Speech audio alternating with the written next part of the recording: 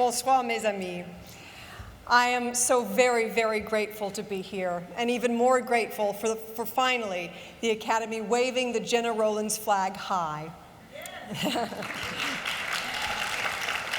And saying to all of us, here is the example.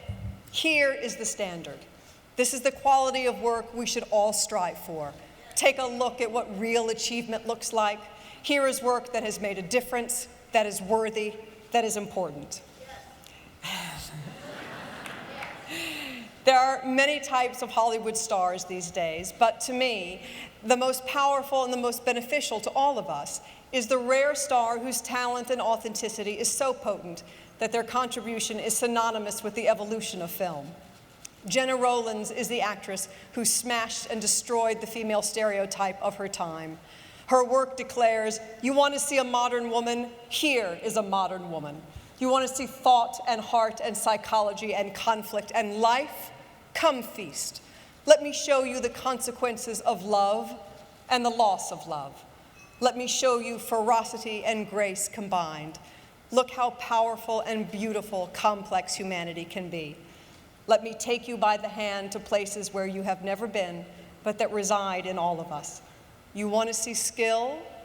Prepare yourselves. And throughout her working life, this has all been done with grace and kindness and a generosity that befits a muse of legendary proportion. Like her idol, Bette Davis, Gena is a legend, a true legend, a legend for all the right reasons. And in addition, there is her beauty, a ravishing, deep beauty that has been her keen ambassador to the rich turmoil she can weave on screen. By falling in love with her on sight, you follow her wherever she leads. It can be harrowing and dangerous, but ultimately liberating and deeply satisfying. I was lucky enough to work with Gena in 2000 on a television movie called Wild Iris, directed by the great Dan Petrie. Can you imagine how excited I was to spend time and act with Gena Rowlands? It was a transformative time for me. I watched this great actress work with an effortlessness that took my breath away. Air circulates around Gena in the most refreshing way. It almost ionizes the entire set. The atmosphere feels open and creative and honest, and she invites you to jump in and splash about and discover what you didn't know existed. Between scenes, we would cluster together on our set chairs, Gena, myself, and her wonderful husband, Bob, amongst the cables and the dust and the plastic milk cartons of gels. And we would sit there, very much like my southern relatives sit on their front porch. Relaxed and serene, Gena was always gently observing and curious about the activity taking place around her. We talked and swapped stories, and I felt like the luckiest person alive. Being around Gena is restorative.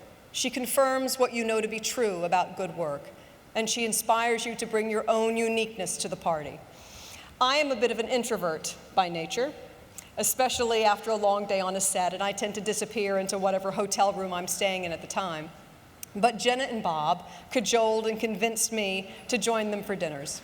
Wonderful, fun dinners, where she taught me how to eat oysters and would tell delicious dirty jokes. And while I don't remember the details of one in particular, I do remember that it was particularly debauched, and it was a joke regarding a parrot and male genitalia. It literally threw me into a spit take of red wine.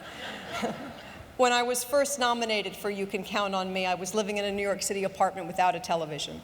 The morning the nominations were announced, I was dead asleep. The phone rang, and in a confused haze, I heard Gena's voice say, "Well, congratulations."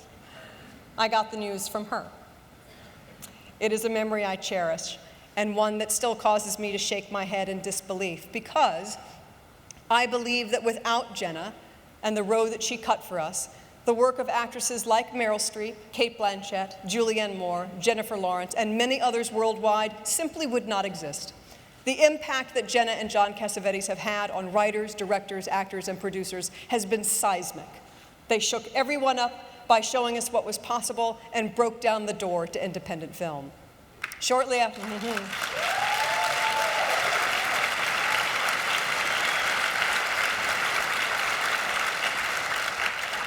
Shortly after we wrapped Wild Iris, a beautiful red kimono arrived at my door. It was a gift from Gena, which I wear backstage to this day. I keep hoping that if it drapes my skin for long enough, some of her magical powers will seep in.